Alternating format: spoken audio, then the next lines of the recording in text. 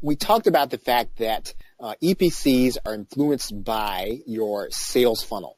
And what I want to do is I want to go to some real life examples. And so what I'm going to do here is let's just go to muncheye.com. And everybody knows that muncheye.com is basically the place where affiliates go to find products that they're going to promote within the make money online or business opportunity space.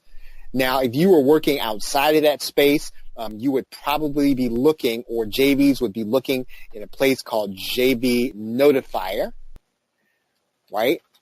And if you're looking outside JV Notify, sorry, JV Notify Pro, right? So I'm going to go there. And this is the place where JVs go to look for offers that they're going to be promoting, right? Again, they're going to be primarily outside of the Warrior Plus and the JV Zoo world, or the Zaxa world. Now you're going to find JV Zoo and Warrior Plus offers in this area. However, typically on Muncheye, you're going to find JV Zoo and Warrior Plus. So if I were to go and we were to scroll through here, you're going to notice that there's the JV Zoo sign. You're going to see JV Zoo and Warrior Plus all through here, right? Those are primarily the offers that you're going to see here. Now, there is a new network called Pay.com, put together by Andrew Darius, the person that put together the product Explaindio. He has a new network. It's not necessarily fully off the ground yet, but it is available. So now, why is all this important? Why am I even talking about this? Because if you're gonna actually launch a product and you're trying to attract affiliates, you're gonna want to place that offer or make it available on one of these websites so that people who go to promote products will be able to see it and decide whether or not they're going to promote. Right? So if that makes sense to you, please put the number 1 in the question box. Okay, Stuart's asking the question, pay what? It's called Pay.com. Right? So let me show you what that is. It's called Pay.com. And Pay.com was actually at one time owned by Mike Filsame. It used to be his network before he I think he went pretty much full time with Webinar Jam when he started working with Andy Jenkins. However, Pay.com had always been there, and it has been combined with a network that used to be called JV Share. And I don't really know how much. Okay, yeah. If you type in JV Share, right? JV Share now redirects to Pay.com.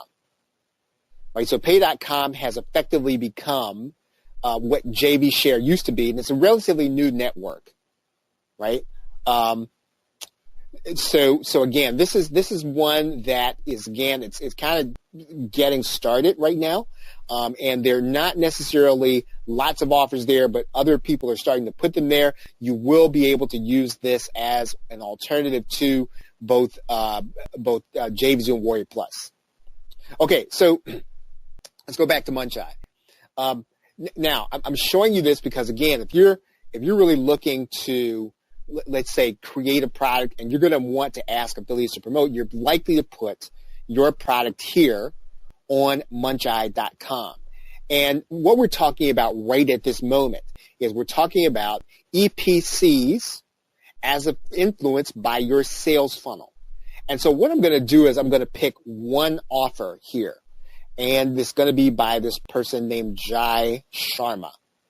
Right? So I'm going to go to their listing, and I'm going to click their JV page.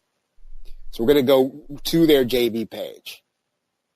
And this is where they're going to be listing all of the information that they want JVs to know before they consider promoting a product. Right? So I'm going to put this URL where you can actually see it. Okay, and so Stuart is asking, can you check for future times on Muncheye? Yes. In fact, if you go to Muncheye, for the most part, we go back there, what you're going to see is you'll be able to see launches going out all the way until December 31st. Right? You can actually see them. You can actually see them going on. So you can list your launch there however long you want it to be out there, right? And if you want people to see it, Typically what happens is JVs are reluctant to say too much about their launch too far ahead of time, sometimes because they feel like somebody's going to copy their idea. So sometimes it isn't something that you're going to do too far ahead of time, right? Okay, so let's kind of go back here. And so if we're talking about the sales funnel, let's go and take a look at the sales funnel. And I want to start by talking about some of the things that we talked about when we previously just discussed the theory around the sales funnel. And what you're going to notice is that this funnel has webinar software that's going to start at $47 at the point of the launch. Right.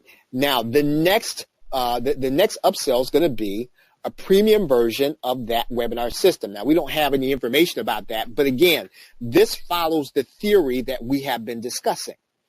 The first upsell needs to be something that if you look at it after you've seen the first or the front end product, you should put together something as your first upsell that should be a no-brainer to somebody who wanted the front end. Now, again, what you don't need to do is you don't need to give people a split product where they can't basically do what they need to do with just the front end product. You're going to sell the whole thing based on your front end. Now, again, we're talking about software right now, but this applies to information products. People should be able to get what you promised them on the sales page if they get your front end product. That is what your psychology should be. Now, when they see the upsell, that upsell should be directly related to your front end product.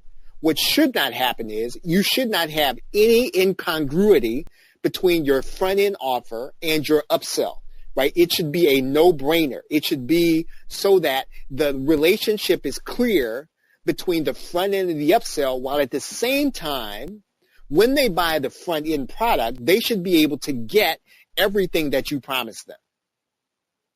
Okay, so the question is going to be from Jim is, what's the least amount of time before a launch to announce it on Muncheye?